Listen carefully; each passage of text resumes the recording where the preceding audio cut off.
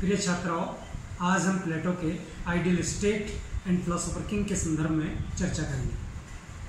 Ideal state और philosopher king के सिद्धांत के निर्माण के पीछे प्लेटो का क्या उद्देश्य? जब प्लेटो सुकरात को प्राणांत होते हुए देखता है और उनके साथ हुआ अन्याय देखता है तो प्लेटो के मन में आता है कि यह अन्याय क्यों होता है। इसके पीछे प्लेटो मानता है कि इस अन्याय के लिए कोई जिम्मेदार है तो वो शासक जिम्मेदार है।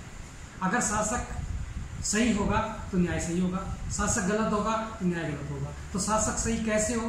अर्थात शासक शिक्षित हो, संपन्न हो, ज्ञानी हो, परोपकारी हो, बुद्धिमान हो। जिस प्रकार से जीवन में एक नाविक को नाव चलाने के लिए प्रशिक्षण दिया जाता है, खाना बनाने वाले को खाना बनाने का प्रशिक्षण दिया जाता है, उसी प्रकार शासन संचालन के लिए शासनकर्ताओं को भी प्रशिक्षित होना चाहिए।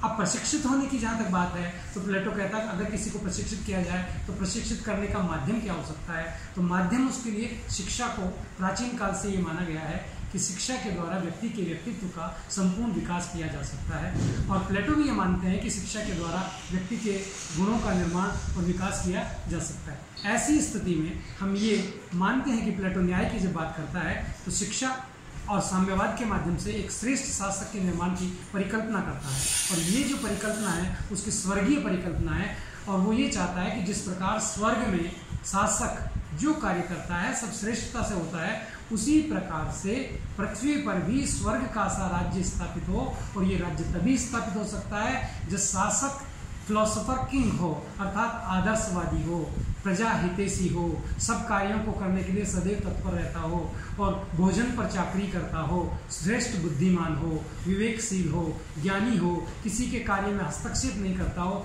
बल्कि सबके कार्य को संचालित करवाने में अपना सहयोग देता हो। अब ऐसा शासक जो स्वर्ग में शासक है पृथ्वी पर कैसे उत्पन्न हो? तो उस शासक को निर्मित करना पड़ेगा और उसका निर्माण करने के लिए वो एक और तो स्वर्ग के से सिद्धांत उठाकर लाता है और दूसरी ओर राजनीति विज्ञान में ऐसे सिद्धांतों को प्रमाणित करना चाहता है जिसके माध्यम से क्रमबद्ध रूप से एक व्यक्ति के व्यक्तित्व का विकास किया जा सके।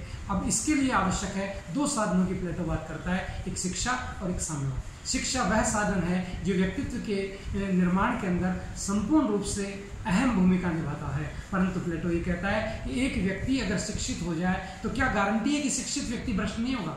क्या गारंटी है कि शिक्षित व्यक्ति नैतिक ही रहेगा, अनैतिक नहीं होगा? क्या गारंटी है कि एक शिक्षित व्यक्ति कोई अपराध नहीं करेगा? क्या गारंटी है कि शिक्षित व्यक्ति में स्वार्थ, परिलिप्सा और अन्य चीजें उसमें प्रवेश नहीं करेगी? तो एक श्रेष्ठ और सुखी व्यक्ति भी, संपन्न व्यक्ति भी भ्रष्ट हो सकता है, जिसके उदाहरण आजकल के हमारे राजनेताओं को हम देख सकते हैं। जिनके पास सब कुछ है उसके पश्चात भी वो भ्रष्ट हो जाते हैं, अर्थात जीने के लिए उनके लिए वेतन है, सुविधाएं हैं और मरने के बाद कफन और काठी भी अगर देखी जाए तो राष्ट्रीय ध्वज और राष्ट्रीय संपत्ति से दी जाती है। उसके बाद भी उनका जो लोभ है वो राष्ट्र और समाज के से अधिक परिवार के प्रति हो जाता है। तो इसका मतलब है कि जो भी शासक हो वो आजीवन जीवन से मृत्यु पर्यंत तक श्रेष्ठ बना रहे और श्रेष्ठ बना रहने के लिए आवश्यक है कि उस पर बुराइयों का प्रभाव ना हो।